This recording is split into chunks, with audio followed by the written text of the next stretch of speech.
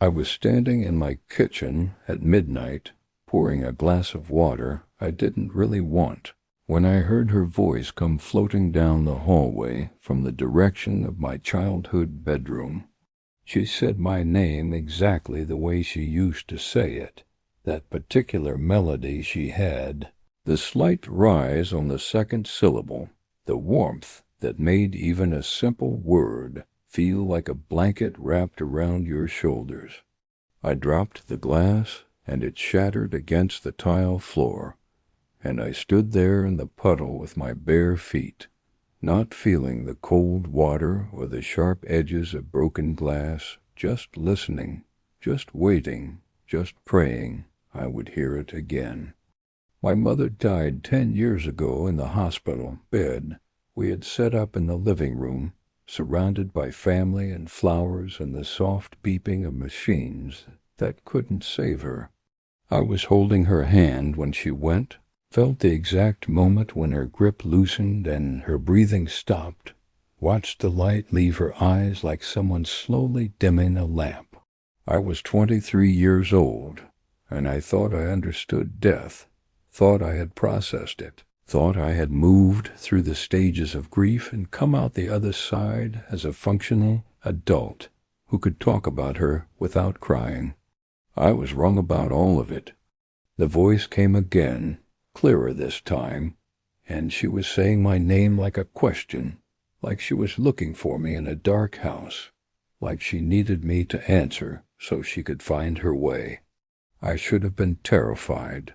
I should have grabbed my phone and called someone, should have run out the front door and driven to a friend's house, should have done anything except what I actually did, which was walk toward that voice like a child following a parent through a crowded store. My feet left bloody footprints on the hardwood floor, cut by the broken glass, but I didn't notice until much later. The hallway was longer than it should have been, stretched out in that way spaces sometimes get in dreams, and the door to my childhood bedroom was closed even though I always kept it open, because I used it as an office now. Light was coming from underneath, a warm golden glow that reminded me of the nightlight my mother used to plug in when I was scared of the dark, the one shaped like a seashell that cast wavy patterns on the ceiling.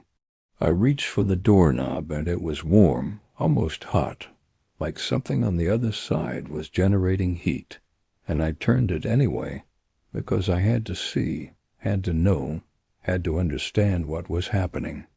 The room inside was not my office.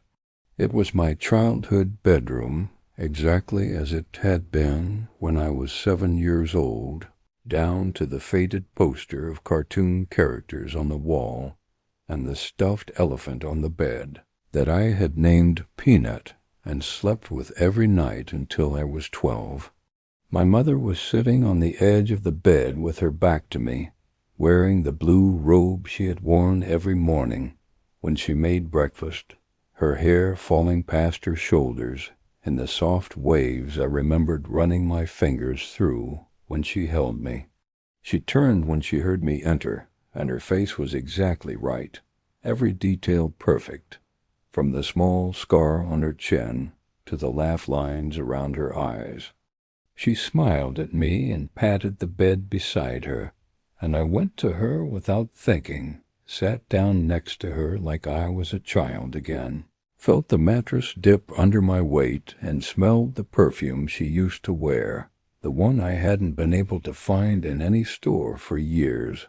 She took my hand in hers, and her skin was warm and soft, and she told me she had missed me, that she had been trying to reach me for so long, that she was so proud of the person I had become.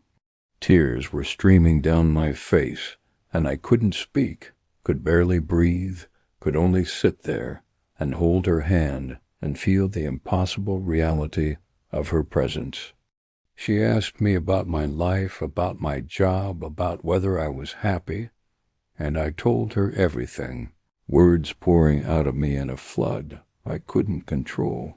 I told her about the promotion I had gotten last year, and the relationship that had ended badly, about the apartment I had bought and the dog I had adopted, about all the small, ordinary moments that made up a life she hadn't been there to witness.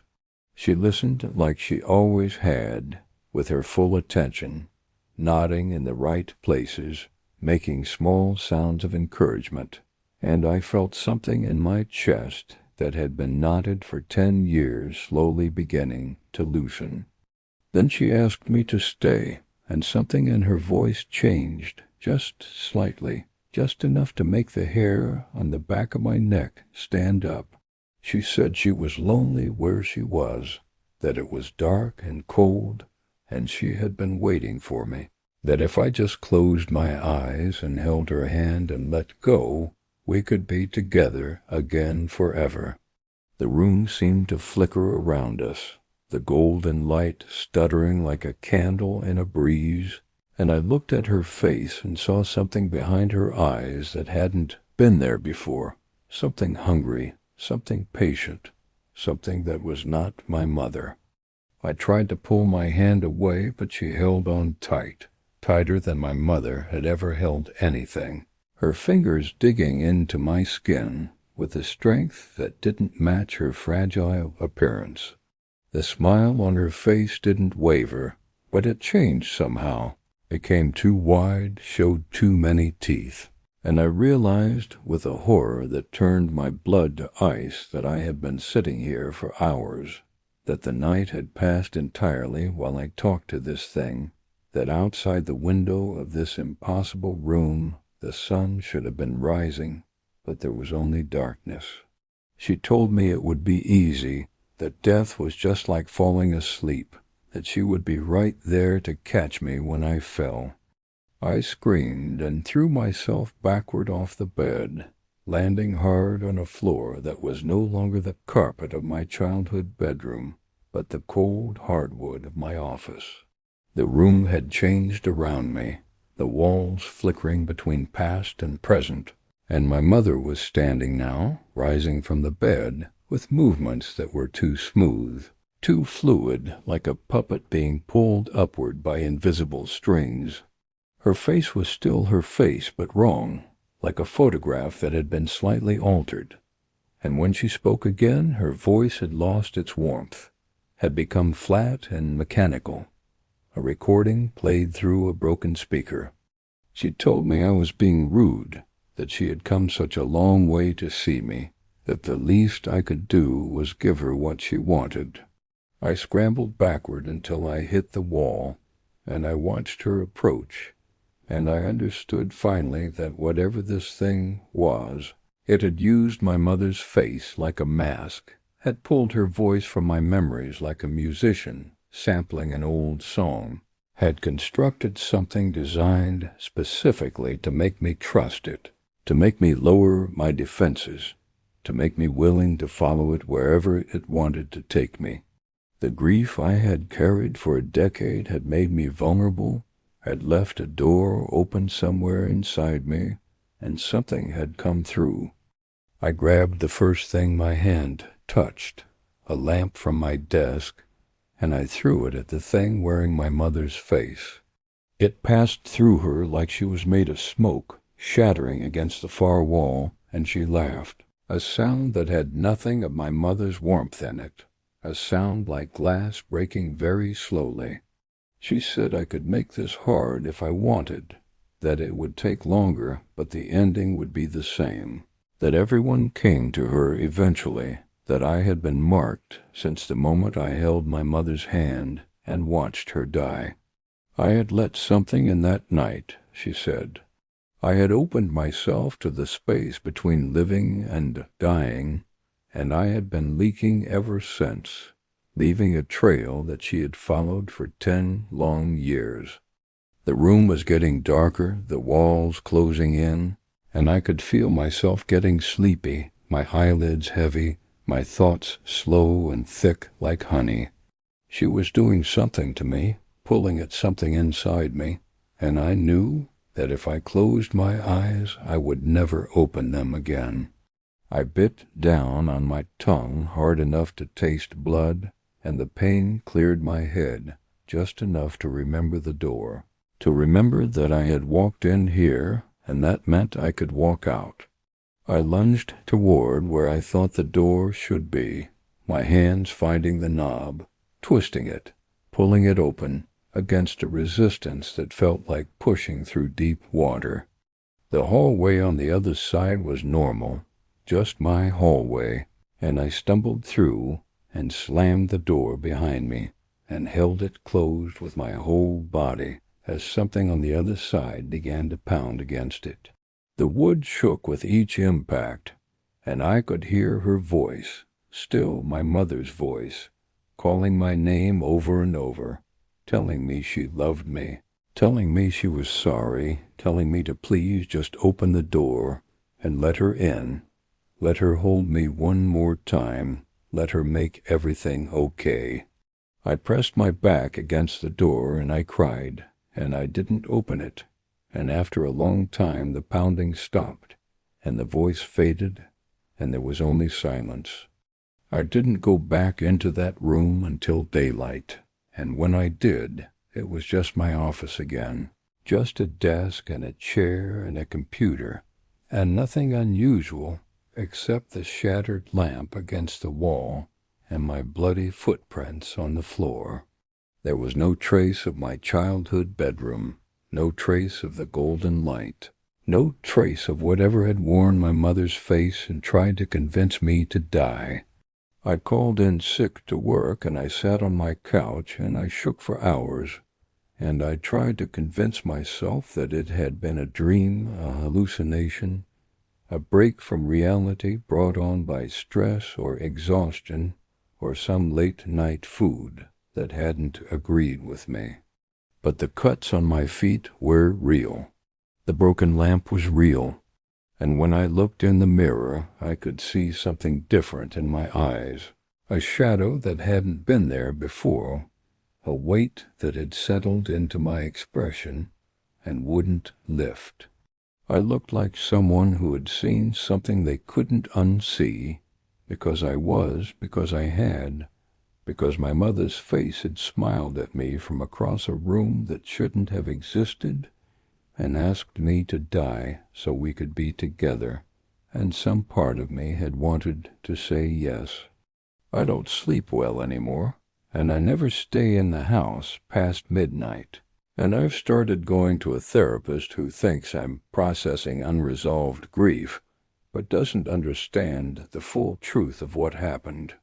I've done research, read every article and forum post, and ancient text I can find about things that pretend to be the dead, things that use love as a weapon, things that hunt the grieving like wolves hunt injured deer.